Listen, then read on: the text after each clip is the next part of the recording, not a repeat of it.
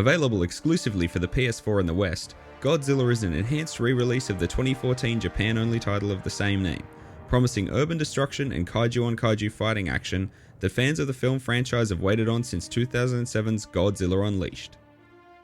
Godzilla sounds fantastic on paper, but the execution leaves a lot to be desired.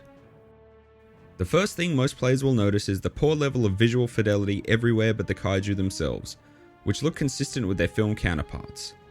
While this would have been passable for a budget-priced title, Bandai Namco are treating Godzilla as a fully priced release. The level environments and human enemies especially leave a lot to be desired, looking eerily similar to earlier titles in the series. Areas themselves are also quite small, and invisible walls block movement frequently.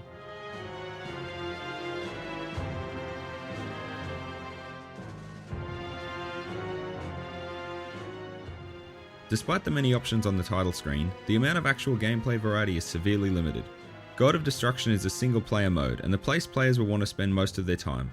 The plot is suitably schlocky, with Godzilla on a mission to destroy the surprising amount of power generators spread around Japan. There are actually 3 varieties of this mode. Go Ashore is your bog standard Godzilla rampage. Invade lets players choose kaiju other than Godzilla, while Defend involves good kaiju such as Mecha King Ghidorah preventing the wanton destruction of the precious G energy generators.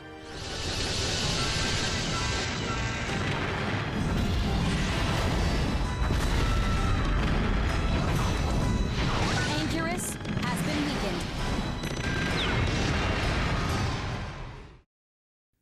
Defend is possibly the most interesting of the 3 modes, as it requires players to limit the amount of damage caused not only by the enemy kaiju, but also by themselves. In both Go Ashore and Invade modes, the main objective is to destroy generators to release G energy, a kind of kaiju steroid that promotes rapid growth. Each level also involves defeating another kaiju. There are branching pathways to the story, offering varying levels of difficulty based on how much of a badass the Japanese Prime Minister is.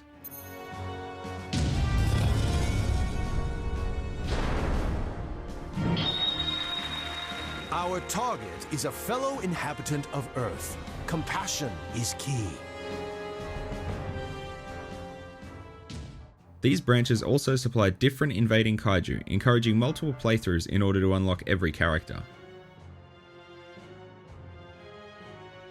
When defeated, opponents drop body parts that allow characters to be upgraded in the evolution mode.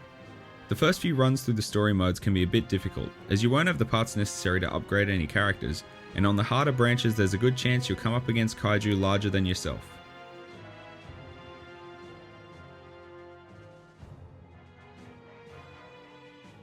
Sadly, there's no couch co-op option available. The only multiplayer is online, and it's not recommended unless some serious time has been spent upgrading characters. The player pool is also fairly low, and likely won't be increasing anytime soon. Adherence to the source material is both a blessing and a curse for this game. Visually and aurally, each kaiju is lovingly crafted, dripping with authenticity. This is great news for the diorama mode, but is a bit of a hindrance elsewhere. Unfortunately, the fighting style of Godzilla and the other kaiju as they appeared in the original films is sometimes stiff and awkward, inherently tied as it is to the logistics of practical special effects and actors in rubber suits. However, slow and awkward movement does not translate well to the gaming medium, and serves to further compound the many issues plaguing the title. The controls are awkward at best, with forward and backward movement controlled by the left analog stick, while turning involves pressing the L1 or R1 button to begin drifting in that respective direction. Combat moves at a snail's pace, and you'll spend just as much time fighting with the camera as your opponent, which makes it difficult to judge distance and reach. Without heavily upgrading some of the slower and smaller kaiju, some playthroughs will come to an abrupt halt. Faster combatants like Gigan can feel a bit overpowered due to the speed at which they can attack. While player animations can be easily interrupted, the same can't be said for the AI, leading to some cheap attack chaining by faster foes like Gigan.